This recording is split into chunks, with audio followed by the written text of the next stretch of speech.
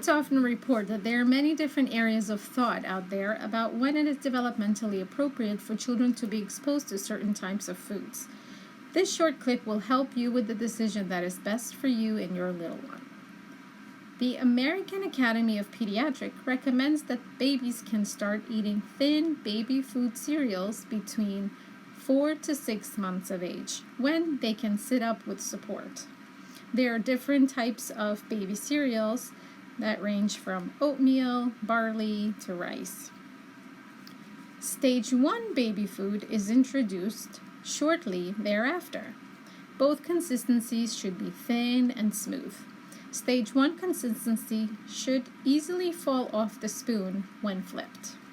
Around 7 to 8 months of age, or when a child demonstrates the ability to sit up on their own, Stage 2 baby food can be introduced, which typically contain more than one ingredient and just a bit thicker in texture.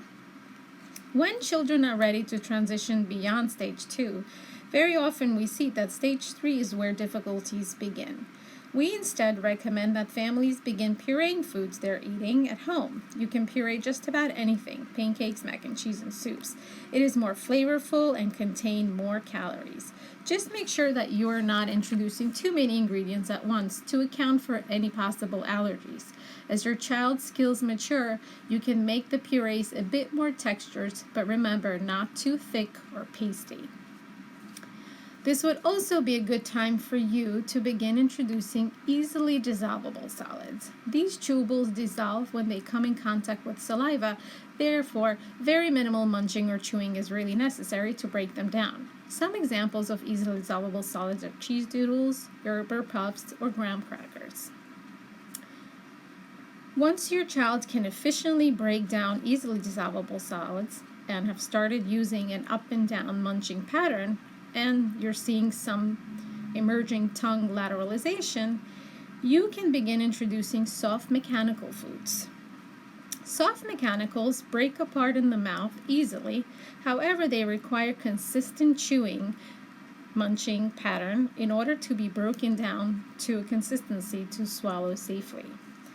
A little more advanced would be soft mechanical foods with a mixed texture or increased texture, which require children to have more coordinated chewing skills to manage different aspects of the foods. For example, when eating a chicken nugget, a child will need to manage both the breading and the chicken itself. Hard mechanical foods are more challenging and should only be introduced when a child is safely and efficiently managing all other stages and consistencies of foods. These foods require a more mature rotary chew. In this category, we can introduce meats, apples, and raw carrots and other fruits and vegetables. Mixed consistency food include both a solid and a liquid component.